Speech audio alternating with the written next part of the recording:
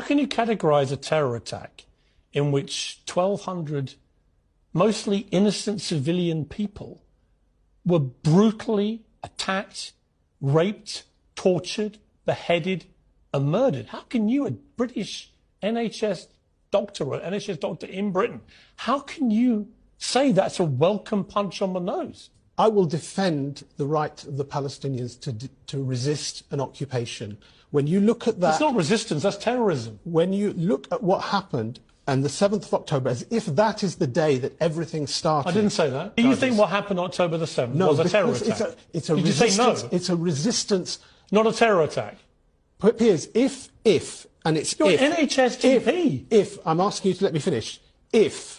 Right, our Islamic standard in conflict, in warfare, our Prophet, peace be upon him, sallallahu alayhi wasallam, he said, you can't kill children, you can't kill women, you can't kill the elderly, you can't mutilate. Hamas did all that. If anybody did that, What do you mean if? I say if because... They literally broadcast it on their own streaming platforms. Well, I'll tell you what a lot of us saw. Hamas broadcast it merrily to the world. And here's us doing these terrible things. And what do you mean if? What many of us saw on that day were videos coming out showing people saying, we will not harm women, we will not harm children. Do me a favour. No, that's what... Doctor.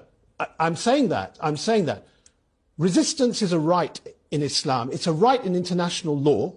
It's even a right that Churchill said in his History of the English-Speaking Peoples, that is, he actually wrote in that book, it is a primary right of men to kill and die for the land they live in. You literally read me a description of what people who follow Islam are not supposed to do. Yeah. And Hamas did all of those things. But your response is to say, well, hang on, I've seen videos of them saying, we don't want to do that stuff. No, yes. I find that pretty offensive, Doctor. We all know they did it because they boasted to the world with their own videos what they were doing. I find it amazing that respected journalists like yourself seem to have suspended their critical faculties. No, I'm believing what Hamas wanted me to see. Well, you're believing what you saw. No, what Hamas themselves broadcast to the world because they wanted to take great glee in what they've done. There's no ambiguity about it. I asked you to let me finish, and I'm going to... You've got to answer questions. I will answer the question.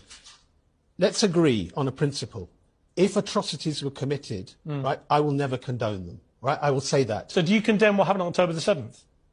If atrocities are committed, you know who's responsible? What do you mean if? No, they were. Who's responsible for it then? So you don't condemn it? Okay. Who is responsible? Well, the Jews brought it on themselves. No, actually, I would say more than that. I would say the powers that believe that Israel should be a colony for themselves in the Middle East, they are the ones responsible. Do you know what? I'm really struggling. I've got to be honest with you. I'm really struggling.